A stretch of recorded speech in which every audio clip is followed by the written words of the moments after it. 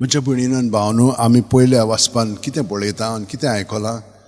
सोलोमांव सदांच सुरवातेक आपले पांय दाविदा भाशेन देवाक घालतो आसलेलो.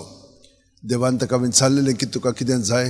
ताणें सांगलें फकत म्हाका ती गिन्यान दी, आजीर जावन कितें बरें कितें वायट तें कळच्याक. आनी देवान ताका सगळें दिल्लें. इतलें व्हड ताचें राज उडकी जाल्ली. पूण मागीर कितें जालें. मागीर ताणें देवा सरशी आपलो संबंद उणो केलो आनी दुसऱ्या देवांची तो पुजा करूंक लागलो. आनी हाका लागून ताणें सगळेंच विस्कोटायलें. आनी आयच्या वाचपान आमी तें पळयलां.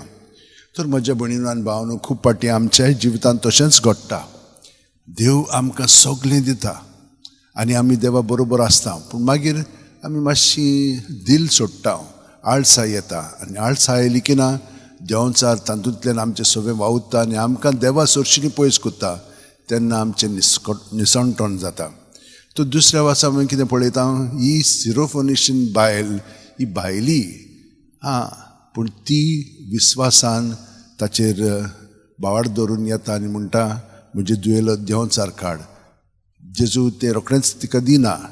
पळोवच्याक तिचो बावडत आसा जाल्यार खरेंचपणी ती म्हणटा कितें तरी म्हाका मेळ्ळें जाल्यार, जशे भाशेन सुणी मेजावयलीं भुरग्यांचें जेवण खातात, किसपोरो खाता, ते भाशेन म्हाकाय कितेंय तूं दी. आनी हें आयकोन तिच्या बावडताक लागून जेजू तिका सगळें बरेंपण फाव करता. म्हज्या भयणीनो आनी भावनो, आमचोय बावड तेच भाशेन आसा आनी आमी जेजू कडेन मागता तें आमकां तो फाव करता. तर हे परी आमचें जिवीत उदीक आनी उदीक जावं दी.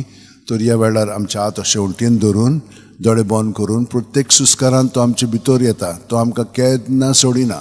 आमी ताका सोडची न्हय.